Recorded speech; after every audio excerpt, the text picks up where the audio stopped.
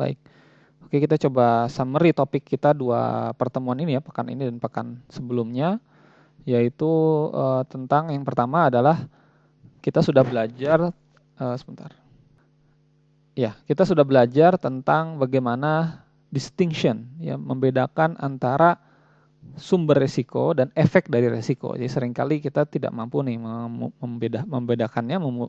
Nah, ini kita bisa coba melakukan. Sumbernya ini source used to assess likelihood of disruption and to prioritize. Jadi sumber dari risiko itu adalah digunakan untuk mengassess mengevaluasi seberapa sering itu terjadi dan bagaimana kita bisa membuat prioritas. Kemudian kalau efek kita gunakan untuk mendeteksi dampak dan bagaimana mempersiapkan menanggulangi dampak tersebut. Bisa jadi dikurangi atau biarkan itu terjadi tapi kemudian kita recovery. Dan disruption bisa diklasifikasikan berdasarkan likelihood dan impact-nya. Ya, jadi klasifikasinya ada 2 dimensi, 3 dimensi. Ya, bisa tadi seperti General Motors ya, bentuknya ada 4 dibagi 4 atau 2 dimensi yang sumbu X sumbu Y itu juga boleh. Atau 3 dimensi dengan. Nah, kemudian the most dangerous disruption are high impact low probability yang tadi black swan ya. Yang angsa hitam tadi. Contohnya tadi COVID, tadi contoh dari rekan kita adalah demo di tengah jalan sehingga tidak bisa ikut ujian misalnya. Ya, high impact tapi low probability. Jadi dia sangat besar dampaknya tapi jarang. Saking jarangnya kita nggak sadar dan kita tidak punya pengetahuan untuk menanggulangi dan mengantisipasi. Kemudian yang ketiga, the lag between warning and hit. Jadi ini sumbu ketiga kalau kita buat 3 dimensi ya. Jadi jarak antara sebuah warning, sebuah pemberitahuan dan juga sampai itu terjadi, itu adalah dimensi yang ketiga dan itu sangat penting. Dan ini jarang kita bahas juga ya di beberapa perkuliahan.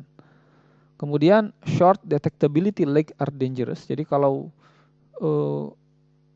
tidak bisa kita deteksi, contoh gempa sekarang baru ketahuan mungkin 5 menit sebelumnya. Mulai ada getaran kecil-kecil gitu kan ya. Tapi kalau dia bisa mampu dideteksi jangka panjang, maka itu peluang. Contohnya banjir. Banjir kalau di Jakarta sudah bisa terdeteksi dari pintu pintu kantu lampa dan seterusnya ya. Dan kita bisa coba membuat rancangan yang mampu mendeteksi dari jarak jauh. Nah, jadi kalau kemudian the likelihood and impact of many distribution obey a power law. Jadi kemungkinannya kejadian suatu resiko dan dampaknya dari suatu gangguan, disruption, suatu kejadian itu mengikuti hukum power law kebanyakan ya. The likelihood and ini obey mengikuti power law distribution. Ya tadi yang seperti ini ya, begini.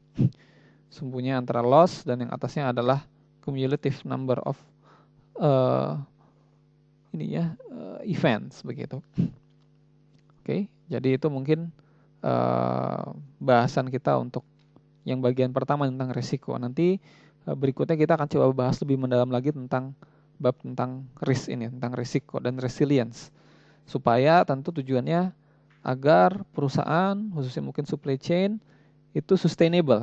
Ya, sustainable tentu adalah mampu menanggulangi risiko. Ya, salah satunya adalah dengan cara mampu menanggulangi risiko-risiko yang ada.